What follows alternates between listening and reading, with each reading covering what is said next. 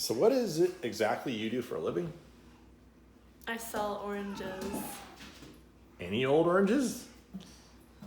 Winters, California, Alta Crest Fruit Company oranges. Okay. What makes those oranges so special? They are grown with love. I think we have some background noise here. Cats. I'm sorry. You were saying? They're grown with love. Okay. Actually, they're stress grown. They're grown with a little bit of hate, if you ask me. So we're gonna do a little experiment here. So Mup's that's Mup right there, and she is now running Alta Crest Farms Fruit Company. How'd you get the name of that? Great grandpa Joe Machado started Alta Crest Dairy in Lafayette, California in the early 1900s. And where was that exactly? The bottom of our hill. Over there. Okay, well that's pretty cool, Mup. So here we have a little experiment we're gonna do. Are these oranges really better than other oranges? So my experience, Mup, is when we first bought the property from Mr. Dick Larkey, he basically told me it was June. The oranges were not going to be ripe until January 1st. And he said, these are the best oranges in the world. And I looked at these trees and I thought, these are the ugliest orange trees I've ever seen. Ugly! So I'm like, people say my oranges from Lafayette are the best oranges that they've ever had. And so I didn't believe him. I thought it was just a sales tactic, but he's a real nice guy. Go to Larkey Park. He grew up on Larkey Park in Walnut Creek.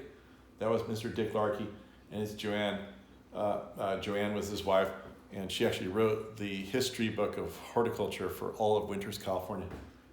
So anyways, dealing with some pretty cool people. So, and they seem pretty honest, but they claimed these were the best oranges in the world. I didn't believe them. Did you believe them? Yeah. You did. Well, anyway, we had to wait 6 long months to see if he was fibbing or not. And it turns out that he was not. They are the best oranges in the entire world. Right? Yeah. Now, the question is why? These are ugly trees. It gets really hot, gets pretty cold, and the soil there is rocky. It's devoid of nutrients, but it's really high in minerals because of the rock. And I think those are the conditions that are creating these really, really ugly stress-grown trees, just like stress-grown grapes. And they're making oranges that are they big? Yeah, they're actually pretty big this year. This is like a really small one. Not sure why you picked it. Okay, well, but are they as consistently big as these? No. Yeah.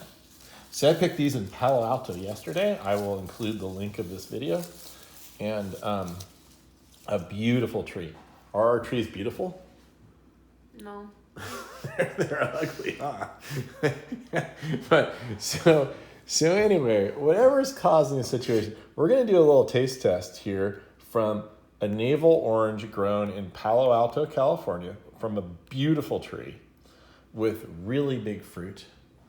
And one of ours. Go for it, Mom. Cut that thing open. Let's see what you see. Now, do you see any color difference between the two? Whoa, whoa, whoa, whoa, whoa, whoa, whoa, whoa, whoa. Which one's more orange? Winters. Ours, yeah. of course. Okay. Now, we also want to know about the rind. Which one is easier to peel? Which one's harder to peel? This one you can peel super easy. I tried it today. Yeah. Okay. So this is so intriguing here. This is the same genetic cloned plant and grown in different locations about 65 miles apart from each other. One in coastal, really good, deep farm soil, Palo Alto. Palo Alto means tall tree. The reason they call it tall, why do you think they call it tall tree? There's some really nice trees over there. Yeah, and because the soil is so good. And so anyway, really good soil, a very mild climate. This one was grown under extremely difficult conditions and rocky soil, very poor nutrient load, not even close to like Palo Alto brand soil.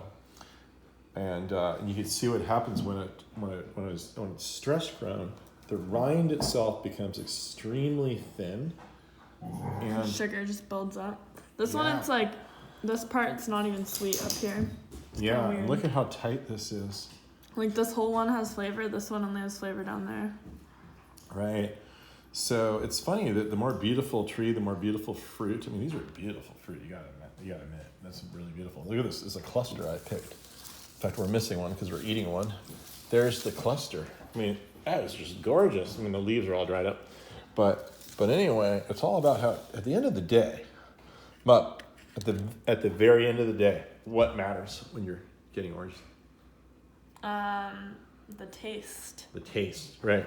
So I want you to try to peel this orange a little bit. Try to peel it. Just want to do a peel test. See how easy or difficult it is to separate. So would you consider that extremely difficult? Nope. All right, now try ours.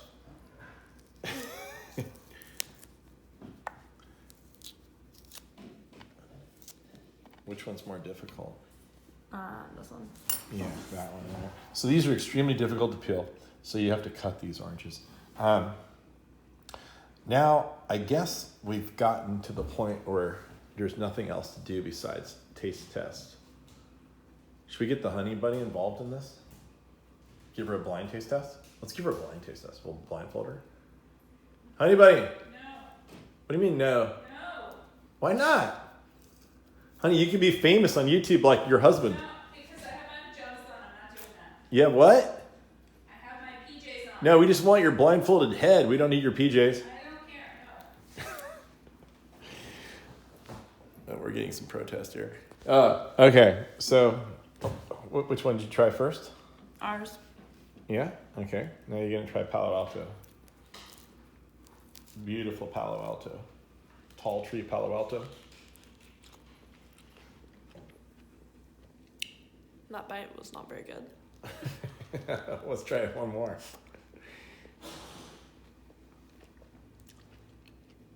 They're just kind of watery Yeah. and like not as compact and don't taste. They're just like not as sweet. Do you know about stress growing grapes? Do you know about Pinot Noir? No. Pinot Noir grapes are grown in stressful regions. The grape size is extremely small. The skin is tough. And you don't get a lot of yield out of it because there's just not a lot of water involved in the fruit. But guess what you do get out of it? Really sweet wine. Well, not sweet, but just intense flavor. Yeah. And so that's kind of what's going on here. So can you give me some more descriptive what's going on between these two Tastes like candy. Which one? Winters. Winter's fruit. Okay. So, all right. So can I taste some? Can you film me? Give me a little taste test. So usually you can tell by someone's reaction whether they're lying or not. So see if you can see if I'm lying. Because you're going to think, oh, he's going to say the winter's ones he's selling are sweeter. But you should be able to just tell. There you go. Okay. Here we go. Beautiful, big Palo Alto fruit. Big tree, tall tree. Ugly tree. Ugly tree. Winters, California. Extremely difficult to peel the orange. You have to cut our oranges. You just don't even try to peel them. It's impossible. But if you want peelable oranges that don't taste good, you can get them from Palo Alto. All right, so I'm gonna try Palo Alto first.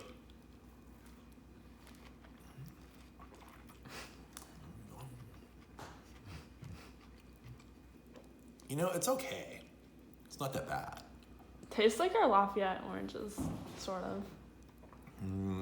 It's pretty. You know, this is better than what I remember as a kid when I used to store buy oranges. It's okay. All right, here we go. Moment of truth.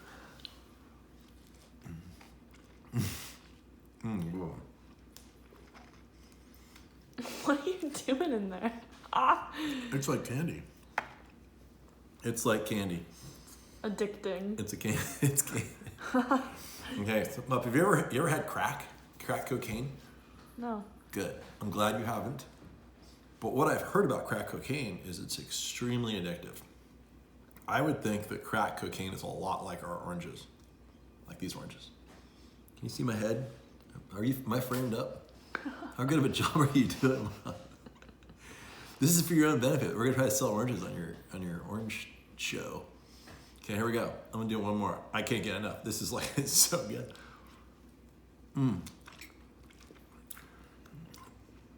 That's so amazing.